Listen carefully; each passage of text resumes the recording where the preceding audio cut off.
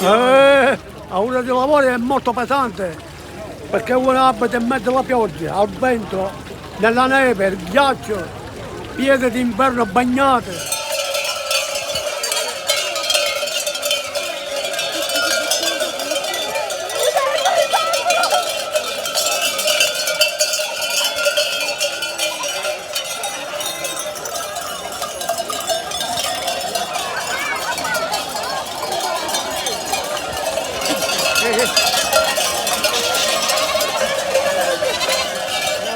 Ma la transumanza, lei, il primo giorno che l'ha vissuta di persona, quando è stato? Nel 1940, il 10 giugno 1940. Cosa ricorda di quel giorno? Ho finito la scuola elementare e sono andato a guardare le capre.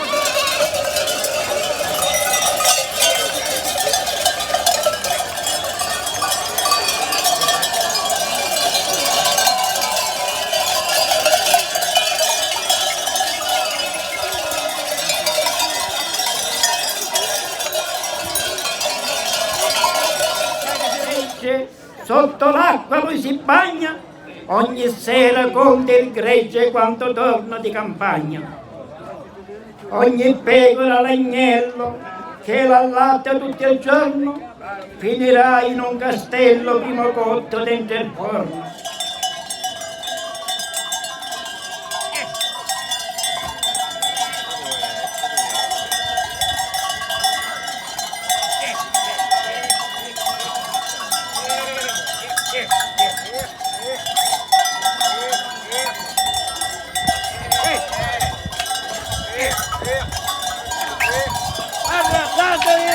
Mario! Non è che...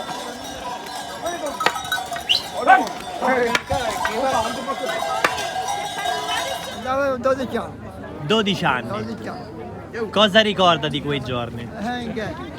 Parte buono, parte tempo. Tempo lontano che pure. Parte bene, parte male. Ci parli un po' dei suoi genitori, cosa ricorda di suo padre? Lavorava vedendo, era insieme. Il ricordo di sua mamma, che ricordo è? Voi stesso vedete. Lavava il figlio e manteneva il figlio sia per le scuole sia per mangiare e tutto qua. Andava a scuola e poi si è andata all'agricoltura e poi dall'agricoltura ha passato alla pastorizia.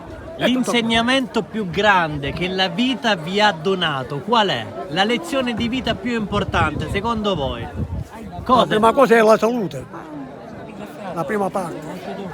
Secondo luogo il lavoro e il terzo è essere in pace con tutto, Poi la sincerità con tutto il popolo. La sincerità? Con tutti, con tutti, con tutti. E sai che portano? Il niente.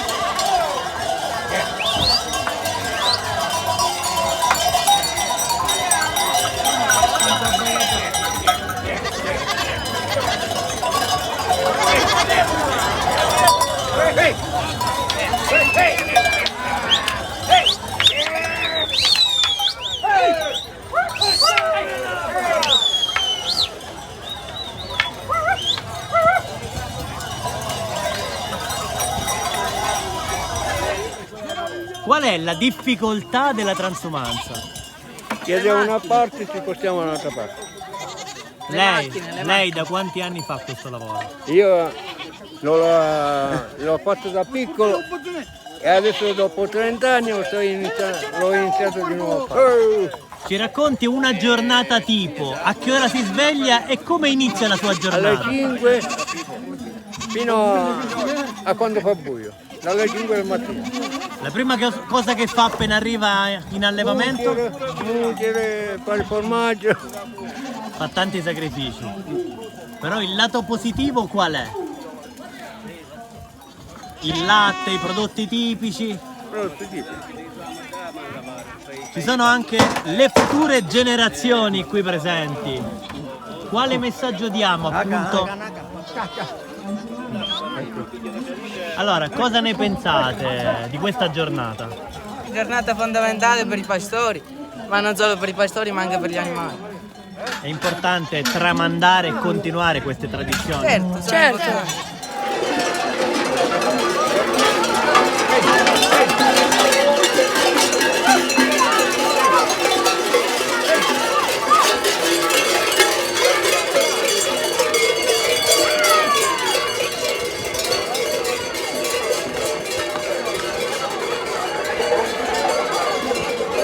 Ci divertiamo un mondo.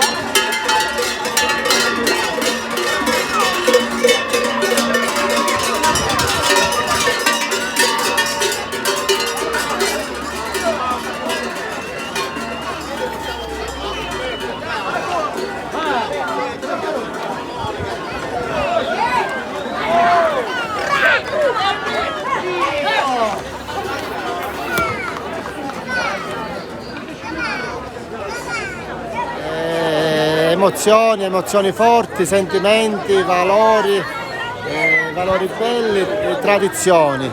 È stato un pomeriggio bello perché si vive tanta socialità, tanta tradizione, ma anche innovazione. L'aspetto più bello di questa manifestazione lo vedrete nei video, tanti giovani, tanti ragazzi che sono dietro le mandrie, un grande ricambio generazionale per legare appunto la tradizione, i nostri pascoli bravi, i nostri pascoli d'alta montagna con la gioventù, con prodotti di qualità ma che si legano al territorio. Questa è la scommessa, questo è quello su cui vuole andare Gerace, su cui vuole scommettere la nostra comunità, la comunità dei pastori di Gerace.